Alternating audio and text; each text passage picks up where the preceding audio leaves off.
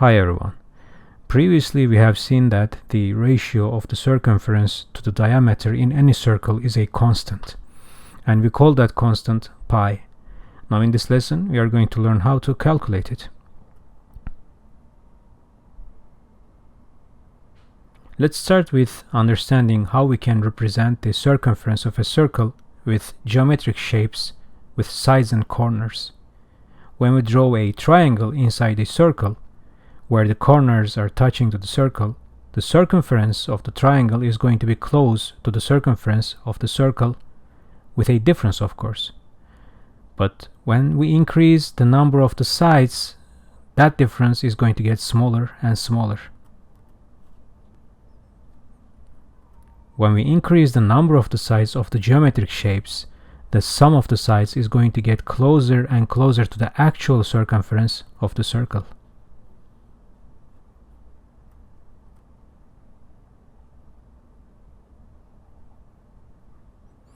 Then why don't we start calculating the circumference of the simplest geometric shape inside a circle by the means of circle parameters, and then see what happens when we increase the number of sides of that geometric shape.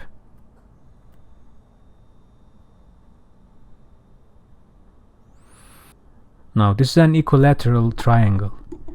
It does not have to be. I have chosen it to be equilateral in order to be able to generalize my findings.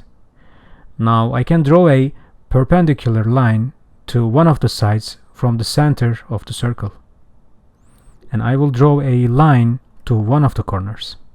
Did you actually notice that that is the radius of the circle at the same time? If I draw the same lines to the other corners and the sides, I would expect you to see that all these angles to be the same, since this is an equilateral triangle. How many angles do I have? 6. That is twice the size of the geometric shape. Triangle has 3 sides, and I get 6 equal angles in it. If this was a square, I would have 8 equal angles inside. I will call the angles theta. Now again, my geometric shape has n sides, and 2 times n gives me the number of equal angles I will get when I connect the corners and the sides to the center of the circle. So 2 times n theta equals to 360 degrees. So from here we can write theta by the means of the total sides. Sine theta is going to be lowercase a over radius. What is the circumference of the triangle? It is 2n times a, because one side of the triangle is 2a and we have n sides of the geometric shape.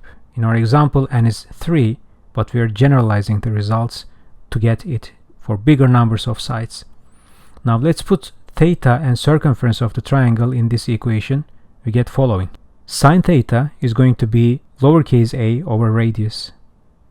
What is the circumference of the triangle? It is 2n times a. Because one side of the triangle is 2a and we have n sides of the geometric shape. In our example, n is 3.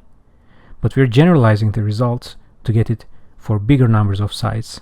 Now let's put theta and circumference of the triangle in this equation. We get following. I will multiply both sides with n. Now I want you to be careful about something. On the right side of the equation, we have the ratio of the circumference of the triangle to the diameter of the circle. In the beginning of the lesson, we have seen that the bigger the number n gets, the closer we are to the real circumference of the circle.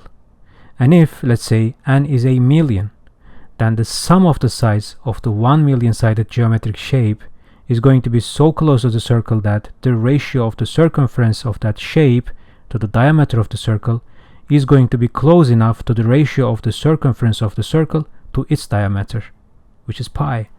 Let's do it. Put 1 million instead of n and calculate the result. This is a very good estimation to the value of the pi. Bear in mind that pi is an irrational number, meaning that it cannot be written as a ratio of 2 integers. However, In the classrooms, teachers use 22/7 as a close enough approximation to the value of pi. There is no such thing as the real value of pi. However, we have tools to calculate it with as highest accuracy as necessary.